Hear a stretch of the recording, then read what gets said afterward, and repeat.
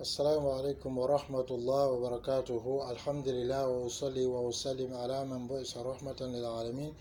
Chers frères et sœurs, nous avons jugé bon de faire un cours sur la définition du fiqh, de la jurisprudence, en ce sens qu'il ne faut pas avaler, en ce sens qu'il est interdit pour nous d'avaler les choses, les apprendre par cœur, sans savoir ce sur quoi cela s'appuie.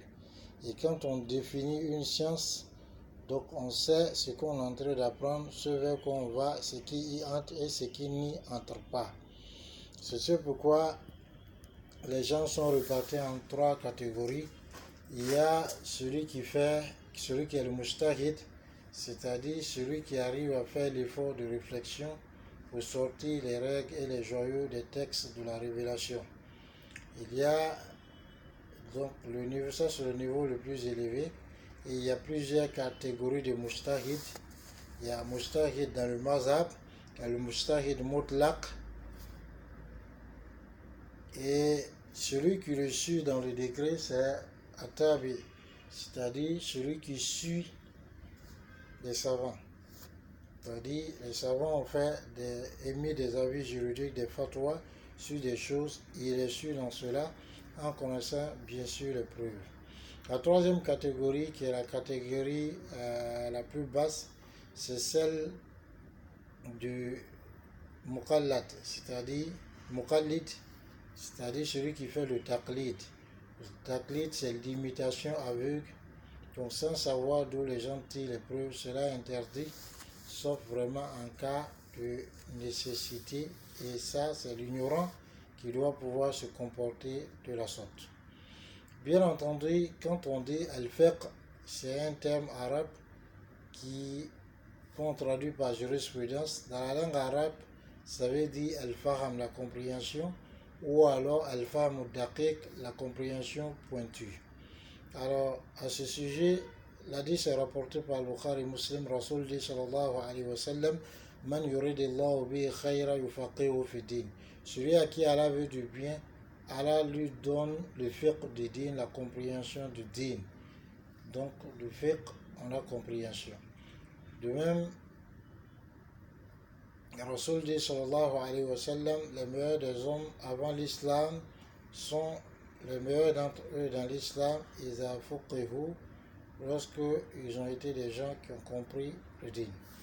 De même, dans l'hadith rapporté par Al-Bukhari et Muslim, Rasulullah sallallahu a fait dua pour Ibn Abbas en disant: Allahumma faqihu fi din, Allah donne-lui le fiqh du din, donc la compréhension de la religion, wa alimhu ta'wil, et enseigne-lui le ta'wil, l'exégèse du Coran. Le fiqh istilahan. Qu'est-ce qu'on appelle fiqh dans la terminologie des juristes? Al-fiqh هو معرفة الأحكام الشرعية العملية من أدلتها التفصيلية. معرفة الأحكام الشرعية العملية من أدلتها التفصيلية. معرفة الأحكام الشرعية العملية المستنبطة من أدلتها التفصيلية. C'est-à-dire la connaissance des règles juridiques pratiques qui découlent donc de ces preuves détaillées. Donc des preuves qui découlent de leurs preuves détaillées. C'est-à-dire des preuves détaillées de ces règles juridiques-là. La connaissance des règles juridiques pratiques découlant de leurs preuves détaillées. Alors, qui dit connaissance, al-ma'rif, on a dans cela 6 niveaux de conception. Il y a al-ilm qui est la science, c'est idraku shay ala ma huwa alayhi idrakan jaziman. Le fait de concevoir une chose suivant la réalité que cette chose est, d'une conception certaine, c'est ce qu'on appelle al-ilm. Donc on te demande qu'est-ce que c'est telle chose, on te montre un portable, tu dis c'est un portable de marque Nokia ou ceci. Ça tu connais. Ensuite, il y a l'ignorance.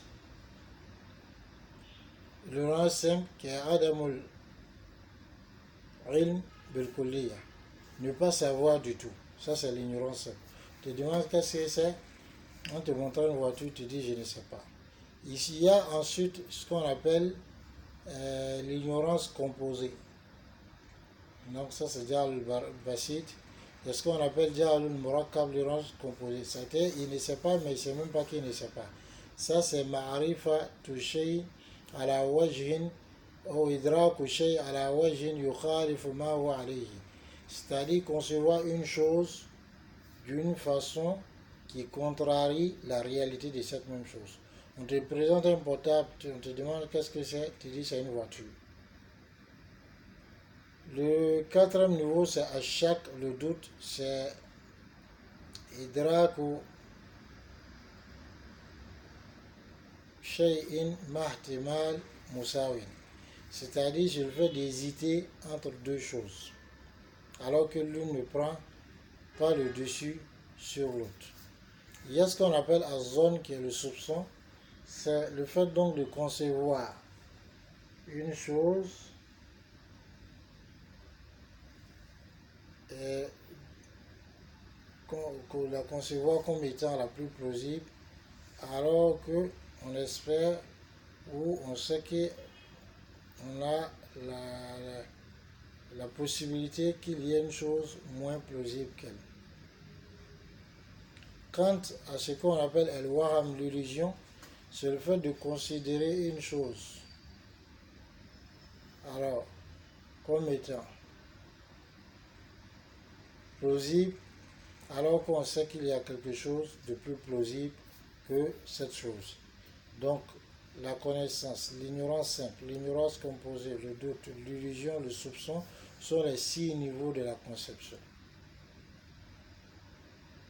Al-Akam al-Shar'iyya, c'est-à-dire les règles juridiques. Les règles juridiques sont de deux sortes. Il y a ce qu'on appelle Al-Akam al-Wad'iyya, ce sont des règles qui sont édictées par le législateur pour valider alors un acte, que ce soit un acte cultuel ou un acte de transaction, comme les conditions de validité des actes, comme les conditions d'obligation des actes. Deuxième type de Akam, al-Shar'iyya, des règles, c'est ce qu'on appelle Al-Akam al-Taklifiyya. Ce sont des règles qui sont destinées au Mukallafoun, c'est-à-dire celui qui est Balik Akil, celui donc qui est pubère et qui est doué de raison. Ces règles-là sont de 5 catégories. En réalité, la charia, soit on nous ordonne des choses, soit elle nous interdit la chose, soit alors elle s'étèche une chose. Donc si elle ordonne une chose de façon formelle, on parle de wajib, ça c'est l'obligatoire. Quand elle nous ordonne une chose de façon pas tellement formelle, elle n'insiste pas trop dessus, ça c'est al-mustahab ou bien al-masnoun, ce qui est recommandé, ce qui est méritoire. Quand elle nous interdit une chose de façon formelle, ça c'est al-muharram, ce qui est interdit. Quand elle nous interdit une chose, mais pas de façon trop insistée, ça c'est ce qui est makruh, ce qui est blâmable, non recommandé. Et quand elle s'étue sur une chose, la chose donc est mubah, permis ou bien halal. Alors donc le wajib, l'obligation, c'est la chose qui, si tu la fais, tu as droit à une récompense, et si tu ne la fais pas, tu dois être châtié. C'est le contraire de ce qui est interdit. Si tu fais l'interdit, tu dois être châtié, et si tu le délaisses pour Allah subhanahu wa ta'ala, tu vas avoir une récompense. Ainsi, ceux qui délaissent l'interdit peuvent le délaisser par incapacité, donc ceux-là n'ont pas de récompense, mais seront châtiés. Ou bien ceux qui le délaissent peuvent le délaisser pour Allah subhanahu wa ta'ala, alors ceux-là auront une récompense.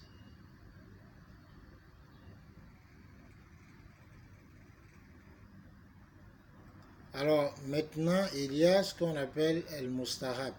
C'est une chose, si tu l'as fait, tu auras la récompense. Si tu ne la fais pas, tu n'es pas châtié ni blâmé. Alors, il y a ce qu'on appelle, ça c'est ce qui est méritoire. Il y a ce qu'on appelle gagner el-makruh, ce qui est blâmable. C'est dit, si tu la délaisses pour Allah, on te sera récompensé, mais si tu la fais, tu n'es pas châtié, tu n'es pas blâmable. La cinquième des choses, c'est celle sur laquelle la charia s'étudie, c'est ce qui est permis. Donc, si tu fais, c'est bon.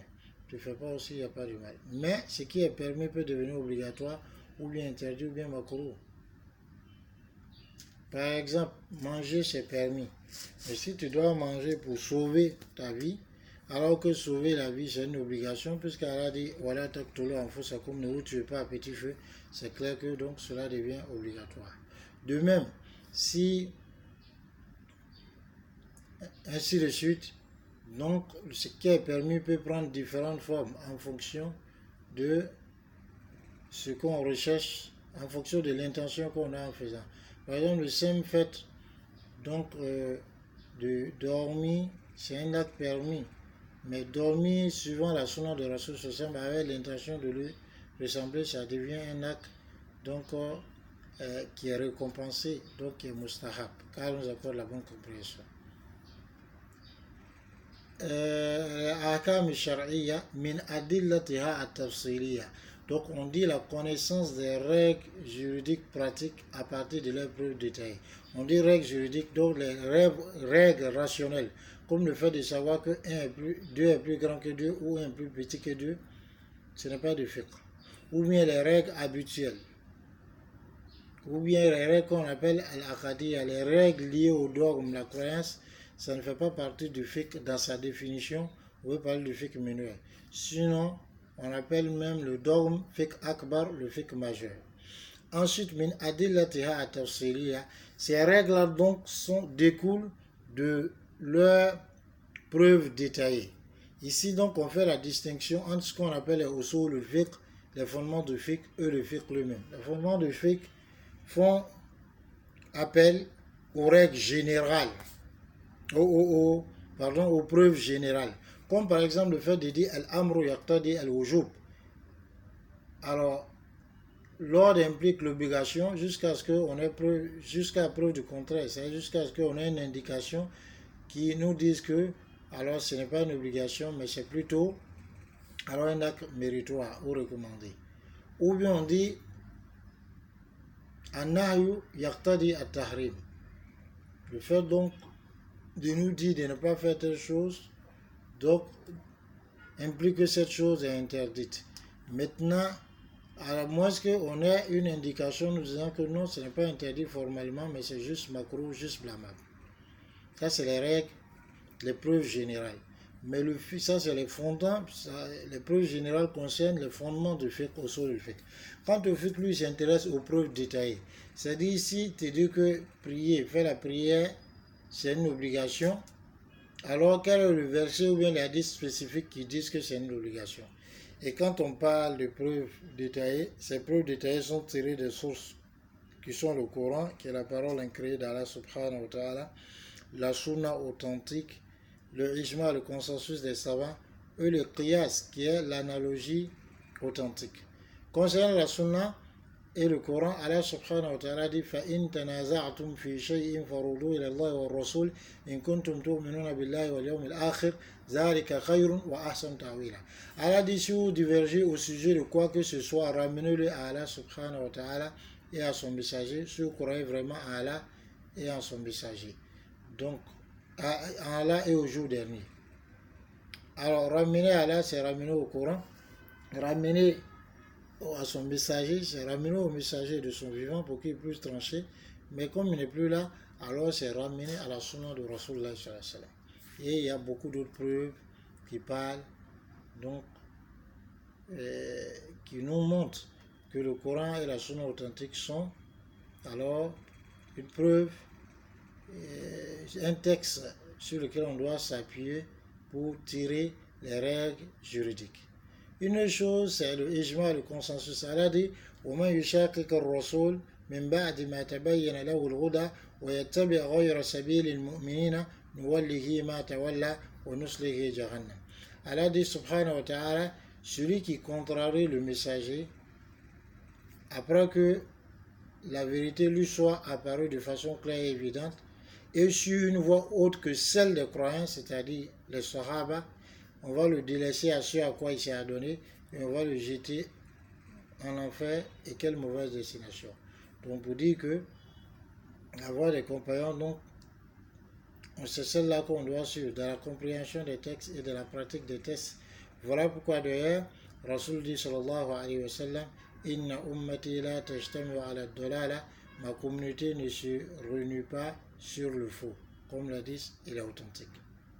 Une autre chose, est ce qu'on appelle le qiyas al-sahih, l'analogie authentique. Et cette analogie authentique fait appel à un certain nombre de choses. D'abord, il y a ce qui est l'origine, et puis il y a ce qui est la ramification, donc ce qui découle de l'origine, et il y a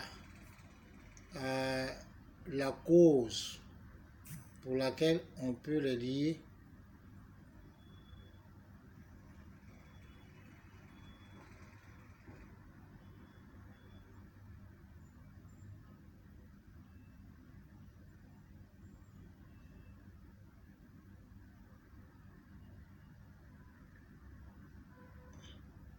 Donc la cause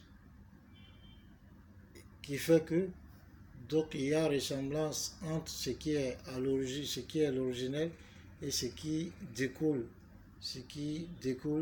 de cette chose originelle. Comme par exemple, alors l'alcool est interdit. On ne va pas voir quelque part d'un hadith ou bien un verset que la cigarette est interdite, mais par analogie, quand on sait ce que la cigarette peut provoquer comme mal, et quand on sait les versets sur lesquels on s'appuie, qui nous disent de préserver la vie et de ne pas se tuer, on comprend par cela que la cigarette est interdite. Et donc, pour le qiyas al-sahih, l'analogie authentique et le consensus, cela doit s'appuyer sur un texte, un verset ou un hadith ou bien d'autres sources. Mais l'analogie authentique ou le consensus ne sont pas en eux-mêmes des sources des preuves directement, mais ils s'appuient sur les sources de la révélation. Alors on ne peut pas trop détailler tout cela parce que nous ne sommes pas d'un cours des usul al-fiqh, des fondements du fiqh, nous sommes dans le fiqh, mais il fallait quand même savoir ce qu'on est en train d'étudier, ce qu'on entend par fiqh. Inch'Allah, lorsqu'on va étudier le fondement du fiqh, on pourra donner des détails. Assalamu alaikum wa rahmatullahi wa barakatuh.